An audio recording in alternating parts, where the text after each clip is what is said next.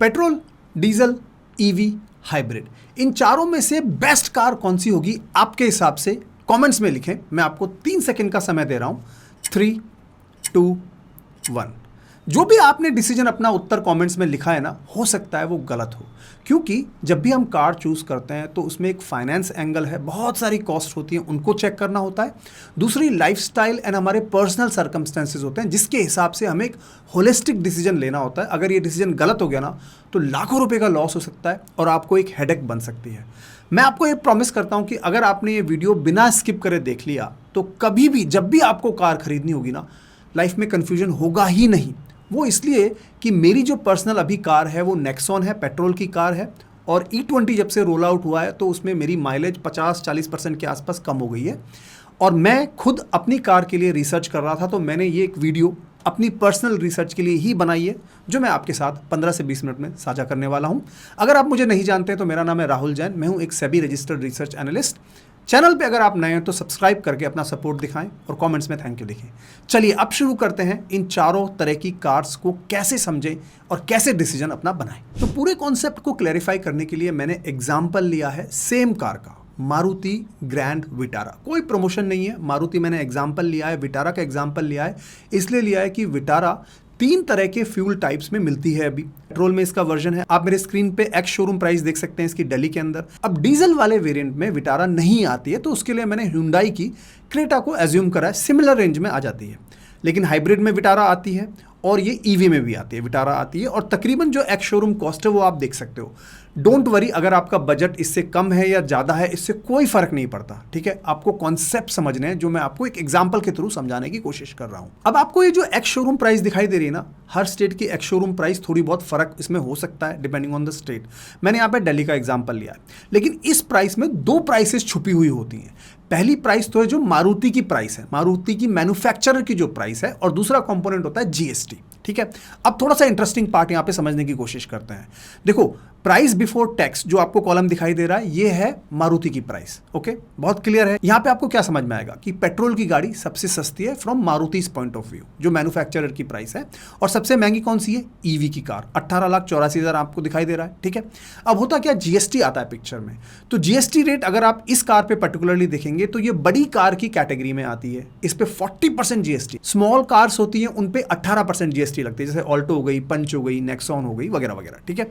अब इसमें 40% की जीएसटी है, लेकिन ईवी पे अभी जो जीएसटी है ना, वो केवल 5% है। इसी वजह से अगर आप जीएसटी और प्राइस बिफोर टैक्स दोनों को मिला दोगे तो आपका ex showroom price almost similar ही निकल के आता है। बहुत मार्जिनल डिफरेंस है, जिसमें ईवी थोड़ा सा महंगा है, लेकिन बहुत ही सिमिलर इसमें प्राइसिंग है।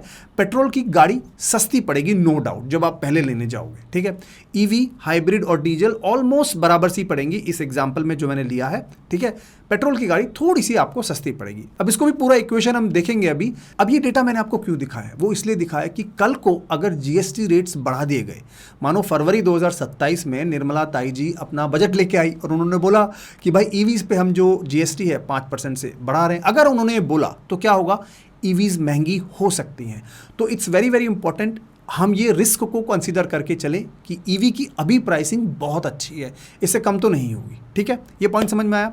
अब दूसरा कंपोनेंट जब भी हम कार खरीदते हैं वो आता है रोड टैक्स का, बहुत इंपॉर्टेंट है, ये भी ध्यान से सुनना है इसको। अब देखो, हर स्टेट का ना रोड टैक्स अलग होता है, ठीक है। अब मैंने दिल्ली का डेटा लिया है इन कार्स के लिए। तो सबसे बड़ी बात, दिल्ली में ईवी पे रोड टैक्स अभी 0 है। बहुत सारे स्टेट्स हैं इंडिया में जिन पे ईवी पे अभी रोड टैक्स 0 है, ठीक है। जैसे फॉर एग्जांपल तमिलनाडु, वहां पे भी 0 है, ठीक है।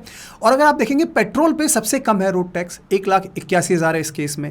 डीजल पे सबसे ज्यादा है रोड टैक्स, 2,41,000, इसीलिए डीजल की गाड़ी महंगी आती है। और हाइब्रिड पे 1,95,000, पेट्रोल से थोड़ा ज्यादा, डीजल से थोड़ा कम, और ईवी पे 0। अब यहां पर एक बहुत बड़ा रिस्क छुपा हुआ है, ठीक है। फॉर एग्जाम्पल, कर्नाटका ने अभी रिसेंटली क्या किया, कर्नाटका में ईवीज पे रोड टैक्स 0 नहीं है।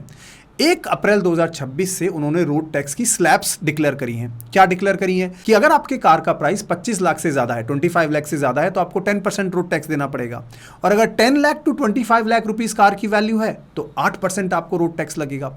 और अगर 10 लाख से कम की गाड़ी है तो 5% का रोड टैक्स लगेगा। ये कब से लागू हुआ? 1 अप्रैल 2026 पे। कहाँ? कर्नाटका में।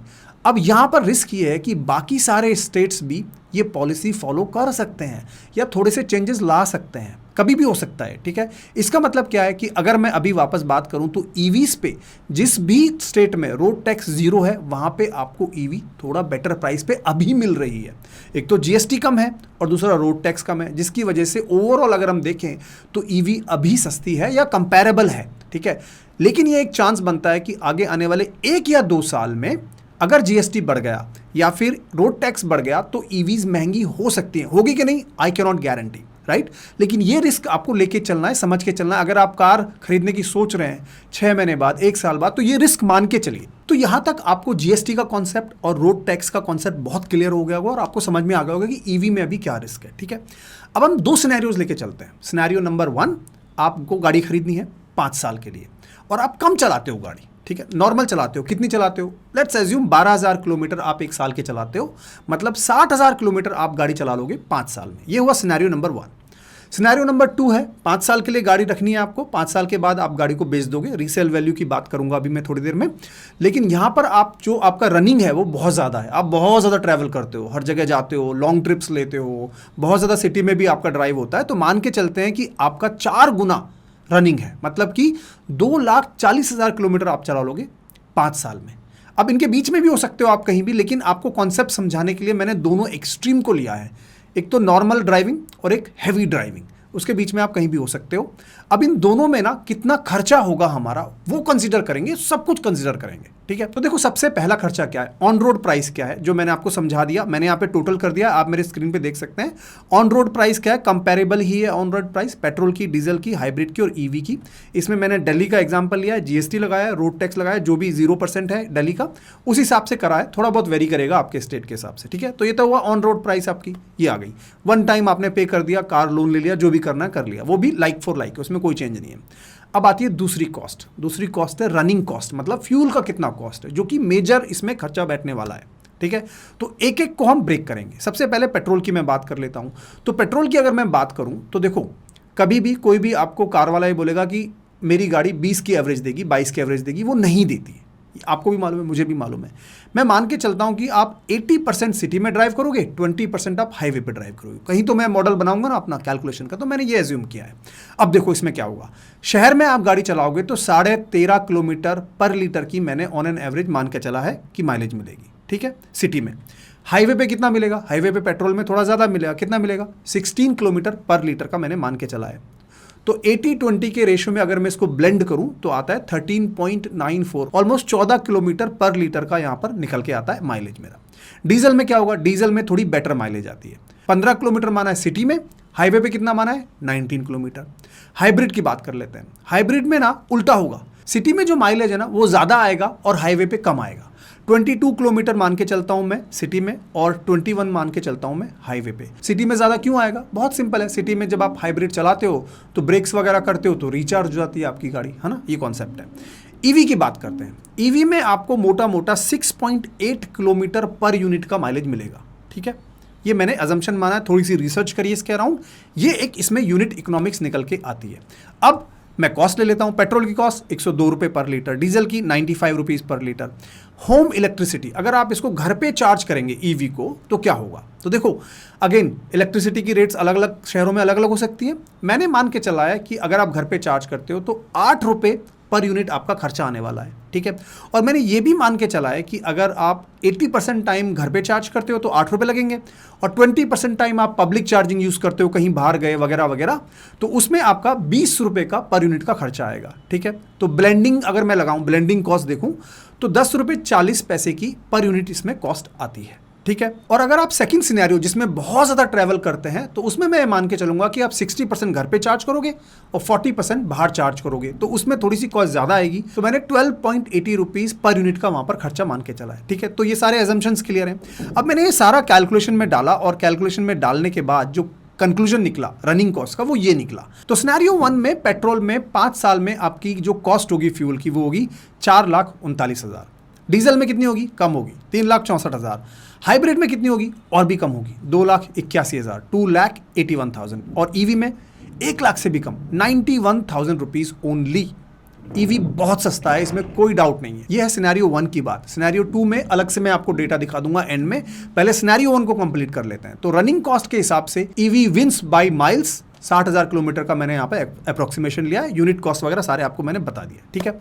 अब केवल एनर्जी कॉस्ट ही नहीं है, उसके अलावा भी बहुत सारी कॉस्ट है, सर्विस एंड वेयर कॉस्ट, इसको डिस्कस करते हैं। सबसे पहले पेट्रोल की सर्विस की मैं बात कर लेता हूं। तो देखो, जब भी गाड़ी आप लोगे तो पहली साल आपकी सर्विसिंग फ्री होती है जनरली, सेकंड, 3, 4 एंड 5, ये 4 साल में आपकी सर्विसिंग कॉस्ट लगेगी। मोटा मोटा मैंने एस्टिमेट ये माना है कि हर साल अगर आपके पास पेट्रोल की गाड़ी है ना, तो 16,000 रुपये की आपकी सर्विसिंग होगी, मेजर माइनर मिला के। अब इसमें बहुत सारे फैक्टर्स हैं, मैं उनमें नहीं जाना चाहता, लेकिन मोटा मोटा 16,000 रुपये पर साल का मैंने कॉस्ट माना है। तो ये 66,000 निकल के आता है, 2,000 रुपये थोड़ा एक्स्ट्रा डाल के मैंने राउंड ऑफ करके 66,000 इसको मान लिया है, ठीक है। अब डीजल की अगर बात करूं तो डीजल में सर्विसिंग का और वेयर टायर का कॉस्ट ज़्यादा होता है, डबल होता है ऑलमोस्ट। तो मैंने यहाँ पर 1,48,000 उसको मान के चला है, ठीक है। हाइब्रिड में पेट्रोल से थोड़ा सा कम होगा, 57,000 रुपीज़। एंड ईवी में सर्विसिंग का कॉस्ट और भी कम हो जाता है, अराउंड 49,000 50,000 रुपीज़ के आसपास अब इसको पकड़ के चल सकते हैं। वो इसलिए है कि ईवी में ये स्पार्क प्लग, ये सब प्लग्स, फिल्टर्स, ये सब नहीं होता है, ठीक है। वहाँ पर बैटरी की बात होगी, मैं वो भी डिस्कस करूँगा आपके साथ अभी, लेकिन अभी के लिए मान के चलिए कि सर्विस की अगर कॉस्ट देखें तो उसमें भी ईवी बेटर निकल के आता है। उसके बाद थोड़ा सा मैंने टायर्स का यहाँ पर मान के चला है, 40,000 रुपये, 50,000 रुपये, थोड़ा सा अप्रोक्सीमेशन लेके चला। ईवी में थोड़ा सा ज़्यादा हो सकता है, इसके वजह से मैंने वो कॉस्ट यहाँ पर डाली है, आप मेरे स्क्रीन पे देख सकते हैं। अब बात करते हैं इंश्योरेंस की। इंश्योरेंस भी बहुत बड़ा खर्चा है, ठीक है। तो पहले साल तो इंश्योरेंस आपकी उस कीमत में ही मिल जाता है, आपको एक्स शोरूम जो प्राइस होती है उसमें मिल जाता है, ठीक है। उसके बाद आपको रिन्यू कराना पड़ता है, मिनिमम थर्ड पार्टी इंश्योरेंस तो आपको लेना ही होता है। मोटा मोटा जो मैंने रिसर्च करी ना, उसके हिसाब से ये निकल के आया है कि ईवी की इंश्योरेंस कॉस्ट सबसे ज़्यादा है, ठीक है। कुछ मैंने यहाँ पर मॉडल डाला है, मैंने कार की जब वैल्यू डेप्रिशिएट होती है, हर साल वैल्यू कम होती जाती है, तो उस पर इंश्योरेंस भी कम होता जाता है, क्योंकि इंश्योरेंस जो आप प्रीमियम भरते हो कार में, वो आप कार की जो वैल्यू है उसके ऊपर भरते हो, ठीक है। कार डेप्रिशिएट होगी तो आपकी इंश्योरेंस वैल्यू भी कम होती जाएगी, लेकिन मैं आपको बहुत ज़्यादा डिटेल में समझाना नहीं चाहता कि मॉडल क्या होगा। फॉर एग्जाम्पल, दूसरे साल में 22,000 रुपये आप इंश्योरेंस पे करोगे पेट्रोल में, 5वें साल आते आते वो घट के 17,000 ही रह जाएगा। मैं एग्जाम्पल के लिए आपको बोल रहा हूँ, ठीक है। तो मोटा मोटा पेट्रोल की गाड़ी में इंश्योरेंस लगता है 77,000, ऑलमोस्ट 78,000 मान के चलो। डीजल में थोड़ा सा ज़्यादा लग सकता है, 85,000 rupees. Hybrid almost equal to diesel, 85,000 rupees. और ईवी में 40% के आसपास ज़्यादा इंश्योरेंस आपको भरना पड़ेगा अभी जो करंट रेट्स हैं उसके हिसाब से। तो ये निकल के आता है 1,16,000 के आसपास, ठीक है। इंश्योरेंस वाइज ये महंगा है। अब ये महंगा क्यों है, इसके बहुत सारे रीजंस हैं। आप पॉलिसी बाजार पे फॉर एग्जांपल जाके पढ़ सकते हैं, ये सारे मैंने निकाल के रखे हुए हैं। बैटरी वैल्यू है, स्पेशलाइज्ड रिपेयर है, इंपोर्टेड पार्ट्स होते हैं, ये सारी चीज़ें होती हैं जिसकी वजह से जो भी इंश्योरेंस प्रोवाइडर आपको इंश्योरेंस देगा वो ईवी पे महंगा ही इंश्योरेंस देगा, ठीक है। यहाँ तक क्लियर है कॉन्सेप्ट। ये हुआ सारा इंश्योरेंस का। अब उसके बाद चलते हैं नेक्स्ट कि क्या बिग रिपेयर्स की ज़रूरत होगी हमें शुरू के 5 साल में। तो देखो, मोटा मोटा पेट्रोल में, डीजल में और हाइब्रिड में कोई बड़ा रिपेयर की ज़रूरत नहीं पड़ेगी शुरू के 5 साल में, ठीक है। क्योंकि ये सिनेरियो हमारा क्या है, 12,000 किलोमीटर ही हम चला रहे हैं साल में, तो बहुत ज़्यादा कार को हम रगड़ नहीं रहे हैं, ठीक है। लेकिन ईवी के केस में मैंने 49,000 रुपीज़, अराउंड 50,000 रुपीज़ का वन ऑफ चार्ज लेके चला है शुरू में। वो क्यों लेके चला है, उसका रीज़न रिपेयर्स के लिए नहीं है, उसका रीज़न वन टाइम सेटअप है। तो देखो, जब भी आप ईवी गाड़ी लेते हो तो आपको एसी चार्जर घर पे चाहिएगा, ठीक है। अब विटारा के केस में मैंने ये देखा कि ये लोग क्या है ना, चार्जर फ्री दे रहे हैं। फॉर एग्जांपल, यहाँ पर मैं आपको ब्रेक डाउन दिखाऊं तो 7.4 किलोवाट का एक वॉल बॉक्स यूनिट मिलेगा जो यहाँ पर फ्री है। 35 से 40 हज़ार रुपये का आता होगा, ये शायद इन्होंने फ्री दिया। अब ये इस कार में वैलिड है और हो सकता है आपके स्टेट में ना हो, तो मैंने जो दिल्ली में जो मुझे समझ में आया ना उसके हिसाब से बना के दिया। लेकिन फिर भी आपको कॉन्सेप्ट समझना पड़ेगा कि आपको ये सारी चीज़ें ब्रेक डाउन करनी है, ठीक है। अब इसके अलावा इसमें जब भी आप वन टाइम सेटअप करते हो तो और कुछ खर्चे होते हैं कि चार्जर तो है, अब उसकी केबलिंग चाहिए, जहाँ पे भी आप घर में इसको सेटअप करोगे उसकी केबलिंग आपको लगेगी, ठीक है। उसमें आपको मीटर चाहिए अलग से, ईवी मीटर, आपको सैंक्शन कराना पड़ेगा हायर लोड आपके डिस्कॉम से, उसका चार्ज होगा। तो इस तरह से छोटे छोटे चार्ज मिला के ना 29,000 रुपीज़ यहाँ पर और ऐड हो जाएंगे। मोटा मोटा मैंने यहाँ पे 49,000 रुपीज़ का यहाँ पर लेके चला है कि भाई ये चार्जेस लग सकते हैं। 50,000 का वन टाइम का खर्चा है, ये रिपेयर से कोई रिलेटेड नहीं है, बट इसको मैंने एक ही कैटेगरी में डाला है। वो इसलिए डाला है, बताऊंगा जब सिनेरियो 2 पे आऊँगा, जहाँ पे अगर आप ज़्यादा रनिंग कॉस्ट है तो वहाँ पे आपको रिपेयर भी लग सकता है, ठीक है। वो अभी बाद में बात करेंगे, पहले अपन सिंपल सिनेरियो समझ लेते हैं जो कि रेगुलर यूज़ है। तो यहाँ पर इंश्योरेंस की बात हो गई, ठीक है। अब चलते हैं अपन अगले सेगमेंट की तरफ। अगले सेगमेंट में आती है रीसेल वैल्यू। ठीक है। अब एक चीज़ समझ लेना आप, थंब रूल है कि अभी भारत के मार्केट में ईवीज की जो रीसेल वैल्यू ना वो काफ़ी कम है as compare to petrol, diesel and hybrid. सबसे ज़्यादा रीसेल वैल्यू जो निकल के आई है मेरे रिसर्च के हिसाब से वो हाइब्रिड की निकल के आई है। डेटा आप देख सकते हो मेरे स्क्रीन पे। अगर इसी कार को 5 साल बाद हम बेचें तो पेट्रोल वाली गाड़ी हमारी बिक जाएगी तकरीबन 9 लाख रुपए की, ओके। डीजल वाली 9,65,000 रुपए की, ओके। अगेन ये चेंज हो सकता है state to state as well, क्योंकि दिल्ली में हो सकता है डीजल की गाड़ी ना बिके, बहुत ज़्यादा यहाँ पर लिमिटेशंस हैं। हाइब्रिड 10,14,000 रुपए की और ईवी तकरीबन 7,91,000 की। ये जो है ना प्रोजेक्शन, ये इसमें ना काफ़ी बड़ा गैस वर्क है, क्योंकि 5 साल के बाद ये एक पॉसिबिलिटी निकल के आती है कि ईवी का अडॉप्शन बहुत ज़्यादा हो चुका होगा एज कम्पेयर टू अभी जो है। तो जो लोगों में डर है ना अभी कि ईवी को नहीं बाई करना है, पुरानी ईवी को बाई नहीं करना है, हो सकता है वो धीरे धीरे कम हो जाए, क्योंकि अभी लोगों को लगता है कि यार पता नहीं बैटरी में कोई इशू तो नहीं है, कहीं कोई कुछ चिपका तो नहीं रहा अपने को, ये सारी चीज़ें हैं। और जो कार सेलर्स हैं जो सेकेंड हैंड कार बेचते हैं, वो मार्केट भी अभी उतना मैच्योर नहीं हुआ है। तो आगे आने वाले 5 साल में ये पॉसिबिलिटी है कि जैसे जैसे ईवी का अडॉप्शन बढ़ेगा इसकी रीसेल वैल्यू बढ़ सकती है, बट एज ऑफ नाउ इसकी रीसेल वैल्यू कम है। मैंने उसी कम वैल्यू को यहाँ पर अपने मॉडल में फोरकास्ट किया है, ठीक है। तो इससे क्या हुआ रीसेल वैल्यू डालने से, और मैं अगर आप देखूँ कि मैंने कार बेच दी 7,91,000 में और ये सारे जो नंबर्स हैं, तो नेट मैंने 5 साल में अपनी कार पर कितना खर्चा करा, including one time cost, that includes road tax, GST, energy, running cost कितना था, सर्विस वगैरह, टायर्स, इंश्योरेंस, कोई बड़ा रिपेयर मैंने मान के नहीं चला यहाँ पे, वो सब में ही नहीं माना है मैंने। ये सब अगर मैं देखूँ तो नेट पेट्रोल की गाड़ी पे मेरा 17,65,000 का खर्चा होगा, डीजल पे 19,26,000 का, डीजल सबसे महंगी पड़ेगी आपको, हाइब्रिड 16,50,000 पेट्रोल से कम पड़ेगी, एंड ईवी सबसे सस्ती पड़ेगी 16,18,000 की। ऑलबीट हाइब्रिड और ईवी में बहुत ज़्यादा फर्क नहीं है। पर किलोमीटर अगर आप कॉस्ट देखेंगे ना अपनी कार को ओन करने के लिए और कार चलाने के लिए, वो निकल के आएगी सबसे सस्ती ईवी में 26 रुपये 98 पैसे, मान के चलो 27 रुपये। हाइब्रिड और ईवी में ऑलमोस्ट बराबर की कॉस्ट निकल के आएगी। मेरा एनालिसिस जो मेरी रिसर्च कहती है उसके हिसाब से सबसे महंगा आपको डीजल पड़ेगा 32 पे, ठीक है, और पेट्रोल पड़ेगा आपको 29.42 पे। ये हुआ सिनेरियो नंबर 1। लेकिन जस्ट बिकॉज ये फाइनेंस का नंबर है आप ये मत कर लेना कि मैं तो ईवी ले लेता हूँ, बिल्कुल नहीं। मैं अभी समझाने वाला हूँ आपको कि ईवी किस सिनेरियो में नहीं लेनी है, किस सिनेरियो में हाइब्रिड बेटर है, किस सिनेरियो में डीजल बेटर है। ये भी बहुत इंपॉर्टेंट है, वीडियो में बने रहिएगा। अगर आपको मेरी रिसर्च अच्छी लगी है तो लाइक कर दीजिएगा वीडियो को, अपने फ्रेंड्स फैमिली के साथ ज़रूर शेयर करिएगा जिससे उनका एक कन्फ्यूजन क्लियर हो जाए। चैनल को सब्सक्राइब कर लीजिएगा। अब इससे पहले कि मैं बताऊं कि इनमें से कैसे फर्दर चूज़ करें, एक और सिनेरियो ले लेते हैं, सिनेरियो नंबर 2 जो मैंने शुरू में बताया था आपको। और उसमें मैंने आपको ये बताया था कि अगर आपकी रनिंग ज़्यादा होती है, आप बहुत ज़्यादा कार चलाते हैं, ठीक है, 5 साल में 2,40,000 किलोमीटर अगर आपने कार चला दी तो क्या सिचुएशन होगी, ठीक है। तो देखो उसमें क्या होगा, मोटा आप टेबल मेरे स्क्रीन पर देख सकते हो। ऑन रोड कॉस्ट वही रहेगी, एनर्जी कॉस्ट आपकी बढ़ जाएगी, लेकिन यहाँ पर ईवी बाजी मार जाएगा बहुत बुरे से। क्यों? क्योंकि रनिंग कॉस्ट ईवी की बहुत कम है, इसमें कोई डाउट नहीं है। पर किलोमीटर जो कॉस्ट रनिंग है वो बहुत कम है। मैं आपको एक सिंपल सा डेटा दिखाता हूँ। अगर आप 1,000 रुपये स्पेंड करते हो तो पेट्रोल आपको 136 किलोमीटर लेके जाएगी पेट्रोल की कार, डीजल की कार आपको 164 किलोमीटर लेके जाएगी, हाइब्रिड आपको 213 किलोमीटर लेके जाएगी। वहीं ईवी जो अगर आप घर पे चार्ज कर लेते हैं वो आपको 654 किलोमीटर लेके जाएगी। अब जस्ट इमेजिन करो आप कि अगर आप 1,000 रुपये की बजाय आपका रनिंग कॉस्ट बहुत ज़्यादा है, बहुत ज़्यादा आप रन करते हो, तो ये मल्टीप्लाई होएगा, ये मल्टीप्लाई होता जाएगा। इसी वजह से जो आप फाइनल आउटपुट देख रहे हो सिनेरियो नंबर 2 में, उसमें ईवी की जो रनिंग कॉस्ट है बहुत कम है। कितनी कम है मैं आपको डेटा दिखा देता हूँ। यहाँ पर ईवी की जो कॉस्ट आती है निकल के, इसमें केवल और केवल 4,75,000 आती है। पेट्रोल से कंपेयर करोगे ना तो ये ऑलमोस्ट 4 गुना कम है। 17,58,000 पेट्रोल निकल के आती है, डीजल की 54,59,000 और हाइब्रिड की 11,24,000। पॉइंट सिंपल है कि रनिंग कॉस्ट के मामले में ईवी बहुत ज़्यादा अच्छा है। सर्विस और वेयर की बात करूँ ना तो डीजल एक रेड फ्लैग है। अगर आप बहुत ज़्यादा चला रहे हो उसको, उसमें बहुत ज़्यादा सर्विसिंग चाहिएगी, बहुत ज़्यादा रिपेयर चाहिएगा, 6,50,000 का। पेट्रोल दूसरे नंबर पे 3,48,000 का, हाइब्रिड 2,91,000, ईवी सबसे सस्ता पड़ेगा। इसमें आपका एक क्वेश्चन होगा कि राहुल भाई बैटरी का क्या, ईवी की बैटरी भी तो घिसेगी ना बहुत जल्दी, इतनी अगर मैं गाड़ी चलाऊंगा, तो वो सिनेरियो भी बताने वाला हूँ। Let me in fact add that scenario here. तो उसमें क्या होगा, उस केस में क्या होगा, आपकी जो बैटरी की रिप्लेसमेंट कॉस्ट है वो मैंने ऐड कर दिया यहाँ पर।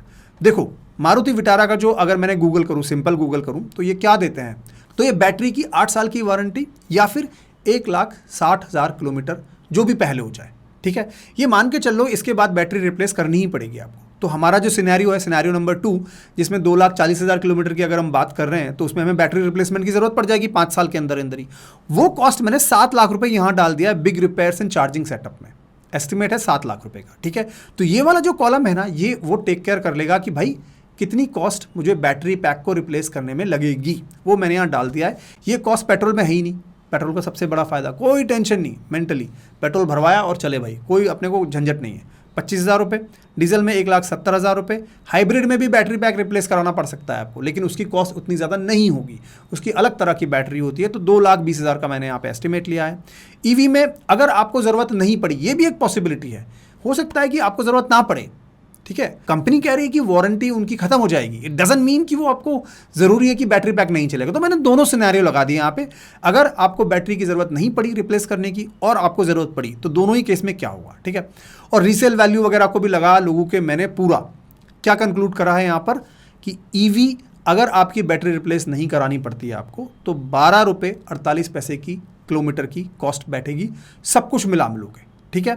और अगर आपको बैटरी पैक रिप्लेस कराना पड़ा तो 14.78। तो ये हाइब्रिड से तो भी अब भी सस्ता ही पड़ेगा ईवी आपको, अगर आप बहुत ज़्यादा कार चलाते हो तो, ठीक है। सबसे ज़्यादा महंगा क्या पड़ेगा, नो डाउट डीजल बहुत महंगा पड़ेगा आपको, उसके बाद पेट्रोल आएगा और उसके बाद हाइब्रिड, उसके बाद पड़ेगा। तो हाइब्रिड और ईवी ना डेफिनेटली कंपैरेटिवली कॉस्ट सेविंग है आपके लिए, अगर आपकी रनिंग ज़्यादा है और चाहे आपकी रनिंग कम है, दोनों ही केस में। और मैंने यहाँ पे बैटरी पैक रिप्लेसमेंट भी लगा दिया है। अब मुझे नहीं पता कि मैंने क्या इसमें मिस किया है, कमेंट में लिखो अगर मैंने इसमें कुछ कैलकुलेशन में मिस किया है आपके हिसाब से। मेरे हिसाब से मैंने ये सारी चीज़ें लगा के अच्छे से रिसर्च करके ये कंक्लूड करा है कि भाई देखो, कॉस्ट वाइज ईवी और हाइब्रिड में बराबर की टक्कर है, ठीक है। और पेट्रोल जो है वो इनसे अगला महंगा पड़ेगा और डीजल इनसे भी ज़्यादा महंगा पड़ेगा। और पोल्यूशन की बात तो मैं कर ही नहीं रहा, ईवी ऑफ कोर्स फ्रेंडली है, एनवायरनमेंट फ्रेंडली है। पेट्रोल डीजल में तो बहुत भर के पोल्यूशन होता है। तो जो लोग एनसीआर में रहते हैं ना, उनको तो ये कंसिडरेट होना ही चाहिए कि भाई पेट्रोल डीजल मत यूज़ करो, यहाँ तो सांस लेना दूभर हुआ पड़ा है लोगों का, राइट। तो ये सारे फैक्टर्स भी हैं। लेकिन अब इसमें डिसीजन कैसे लें, क्योंकि पर्सनल चॉइस भी एक इसमें मैटर करती है और आपकी पर्सनल सर्कमस्टेंसेस, आपकी लाइफस्टाइल क्या है, वो भी बहुत मैटर करती है। अगले 3 से 4 मिनट में कुछ सिनेरियोज आपके सामने रन करूंगा, जिससे कि आपको एब्सोल्यूट क्लैरिटी मिलने वाली है। तो देखो, कुछ सिनेरियोज मैं आपके सामने रन कर रहा हूँ। पहला सिनेरियो है कि अगर आप डेली सिटी कम्यूट करते हैं और आपके घर में चार्जिंग पॉसिबल है, तो जो ऑप्शन निकल के आता है, सबसे नंबर 1 ऑप्शन है मेरे हिसाब से ईवी। नो डाउट ईवी ले सकते हो आप। अगर आपको हर साल कार नहीं बदलनी है, वो सारे आपके झंझट नहीं है, आप एक कार से स्टिक कर सकते हो, डेली कम्यूट करते हो, घर में चार्जिंग का इशू नहीं है, आप चार्जर इजीली लगवा लोगे, तो ईवी नंबर 1 पे आएगी। नंबर 2 पे हाइब्रिड भी काम करेगा, कोई प्रॉब्लम नहीं है उसमें। लेकिन डीजल मेरे हिसाब से मत लेना। पेट्रोल काम चल जाएगा, लेकिन मेरे हिसाब से जिस तरह से E20 का माहौल चल रहा है, माइलेज ड्रॉप हुई है, आपको जो बिल आएगा ना बहुत ज़्यादा आएगा हर मंथ। मेरे साथ वही हो रहा है अभी, ठीक है। दूसरा सिनेरियो है कि आप डेली सिटी कम्यूट तो कर पा रहे हैं बहुत ज़्यादा, लेकिन आपके है ना चार्जर की प्रॉब्लम है, चार्जर नहीं है। आप किसी ऐसी सोसाइटी में रहते हैं वहाँ पे चार्जर नहीं है, आप फ्लैट में रहते हो, चार्जिंग कैसे करोगे, राइट। तो आपको क्या करना पड़ेगा, बाहर जाना पड़ेगा चार्ज कराने के लिए बार बार में, वो एक हेडेक हो सकती है आपके लिए, ठीक है। उस केस में मेरे हिसाब से हाइब्रिड बेस्ट ऑप्शन निकल के आता है, बेस्ट है हाइब्रिड। नंबर 2 पे आप पेट्रोल देख सकते हो या ईवी देख सकते हो, डिपेंडिंग ऑन अगर आप चार्जिंग का सोल्यूशन ढूंढ लोगे, ठीक है। अब जैसे किसी सोसाइटी में, हमारे सोसाइटी में क्या है, चार्जिंग स्टेशंस लगाए हुए हैं, 12 रुपये का खर्चा है वहाँ पे पर यूनिट का, ठीक है। मुझे लगता है वो डिसेंट है चार्जिंग के हिसाब से, तो मुझे लगता है मेरे को वो प्रॉब्लम नहीं होने वाली इसमें, ठीक है। अब चलते हैं तीसरे सिनेरियो पे। अब मान लो आप हो ऐसे इंसान जिसको माउंटेन्स में जाना है, ठीक है, ट्रैकिंग करनी है, ऑफ द रोड जाना है, ये सारी चीज़ें करनी है, तो फिर भाई आप ईवी मत ले लेना आप फंस जाओगे, गाड़ी चलेगी नहीं आपसे। उस केस में आपको डीजल की गाड़ी ही बेस्ट है, और जो कॉस्ट आएगी वो आएगी, जो पोल्यूशन आप करोगे वो करोगे। अनफॉर्चुनेटली वो आपकी चॉइस है, of course you are a citizen of India, आपकी पूरी चॉइस है आप क्या करना चाहें। लेकिन अगर आप हिमालय पे जा रहे हो, हाई एल्टीट्यूड पे ड्राइव कर रहे हो, आपको पावर चाहिए, आपको इंजन की आवाज़ सुननी है, वो सब में डीजल बेस्ट है। चौथा सिनेरियो निकल के आता है कि अगर आप ओकेजनली लॉन्ग ट्रिप्स लेते हो, ठीक है, हर साल में 2 या 3 आप ओकेजनली ट्रिप्स लेते हो और सिटी में भी चलाते हो, चार्जिंग का थोड़ा इशू हो भी सकता है, नहीं भी कर सकते, आप इस तरह के इंसान हो, तो उस केस में हाइब्रिड बेस्ट है। क्योंकि जब आप हाईवेज़ पे जाओगे, ठीक है, तो आपको टेंशन नहीं है कि मुझे चार्ज करना है कि नहीं करना है, सेल्फ चार्ज भी है वहाँ पे, ठीक है, और पेट्रोल भी आप डलवा सकते हो उसमें, राइट। लेकिन अगर आपने ईवी ले लिया और आप हर साल 2 या 3 बार या 4 बार जाते हो लॉन्ग ट्रिप्स पे, 400 किलोमीटर 500 किलोमीटर, तो आपको थोड़ा सा एक हेडेक रहेगा कि यार मुझे चार्जिंग स्टेशन चाहिए, मुझे वेट नहीं करना है, वहाँ पे डीसी चार्जर्स आपको मिल जाएंगे लेकिन आपको वेट करना पड़ेगा 40 मिनट्स 45 मिनट्स, राइट। तो उस केस में मैं बोलूँगा कि हाइब्रिड थोड़ा सा बेटर एक ऑप्शन है, उसमें आपको best of the both world मिलने वाला है हाइब्रिड में। अब आता है पांचवा सिनेरियो कि भाई मुझे झंझट नहीं चाहिए, मुझे मेंटल पीस चाहिए, आई डोंट माइंड मेरा पेट्रोल का बिल कितना आता है, मुझे नहीं फ़र्क पड़ता, मुझे पेट्रोल की फ्लेक्सिबिलिटी चाहिए, मैं प्लान नहीं कर सकता, मेरी लाइफ का कुछ पता ही नहीं है आगे क्या करने वाला हूँ मैं, ठीक है। मुझे नहीं पता मेरे कितने किलोमीटर्स चलने वाले हैं, मुझे नहीं पता कि मैं कौन से शहर में रहने वाला हूँ, मुझे नहीं पता कि मेरी आगे लाइफस्टाइल क्या होने वाली है, बिल्कुल कंफ्यूज्ड हूँ मैं। तो उस केस में या तो आप पेट्रोल पे जाएं, ठीक है, लेकिन मेरा इंक्लिनेशन पेट्रोल की तरफ इसलिए नहीं है E20 की वजह से। मुझे नहीं पता ये E20 रोल बैक होगा कि नहीं, कुछ न्यूज़ में पढ़ भी रहा था मैं, कुछ लोग बोल रहे हैं कि E20 से वापस E10 पे जाओ नहीं जाओ, मुझे नहीं पता गवर्नमेंट का क्या डिसीजन होगा। लेकिन उस केस में हाइब्रिड एक बहुत अच्छा ऑप्शन है, क्योंकि अगर आप अनसर्टेन हो ना किसी चीज़ को लेके, तो हाइब्रिड आपको दोनों ही चीज़ें दे रही है। आप पेट्रोल भी यूज़ कर सकते हो और उसमें जब भी चार्जिंग होगी तो आपको माइलेज भी बहुत अच्छी मिलेगी। थोड़ा हाइब्रिड में इशू ये है कि अगर आपका बजट अच्छा नहीं है ना, 15 लाख 20 लाख का अगर आपका बजट नहीं है तो आपको हाइब्रिड नहीं मिलेगी, उसमें बस ये इशू है, ठीक है। अगर आपका बजट लो है और आपकी अनसर्टेनिटी है तो फिर आपके लिए पेट्रोल ही बेटर है। तो इस तरह से मैंने ये बहुत सारे आपको सिनेरियोज निकाल के दिए हैं, लेकिन अल्टीमेट डिसीजन इसका किस पे डिपेंड करेगा? अल्टीमेट डिसीजन इस पे डिपेंड करेगा कि आप पर्सनली किस चीज़ पे फोकस करना चाहते हैं। आप क्या माइलेज पे फोकस करना चाहते हैं, आप अपनी रनिंग कॉस्ट है उस पर फोकस करना चाहते हैं, या फिर आपको मेंटल पीस चाहिए? मेंटल पीस चाहिए, कुछ भी नहीं चाहिए झंझट, तो हाइब्रिड बेस्ट है। वो इसलिए कि ईवी में एक और इशू है, ईवी में ये भी इशू है कि बैटरीज का क्या होगा। नई नई टेक्नोलॉजीज आती हैं, नई नई बैटरी रिप्लेसमेंट आती है। 5 साल के बाद ईवी जो कार आज आप चला रहे हो आज, उसकी पता नहीं क्या टेक्नोलॉजी होगी, तो ये भी उसमें रिस्क है, ठीक है। तो ये सारी बातें कंसिडर करके आपको अपना पर्सनल डिसीजन बनाना है। अगर आपको कुछ भी क्लियर नहीं हुआ है इस वीडियो में तो आप क्या करोगे? कमेंट्स में लिखोगे कि भाई मुझे ये चीज़ समझ में नहीं आई, मैं कोशिश करूँगा कि मैं पार्ट 2 बनाऊँ। अब कितने लोग इसको देखेंगे मुझे नहीं पता, आप इसको शेयर कर दो, व्हाट्सएप पे शेयर कर दो लोगों के साथ, जिससे उनको ये कन्फ्यूजन ही ना रहे कि भाई मुझे कार कैसे चूज़ करनी है। और अगर आपने अब तक चैनल को सब्सक्राइब नहीं किया है तो अब क्या कर रहे हो? फटाफट से चैनल को सब्सक्राइब करो, नोटिफिकेशन बेल को प्रेस करो, जिससे कि आपको जब भी मैं कोई कंटेंट बनाऊं सबसे पहले आपके पास पहुंचे और आप अपनी नॉलेज अपग्रेड कर लो। फिर मुलाकात करूंगा, तब तक के लिए जय हिंद, जय भारत।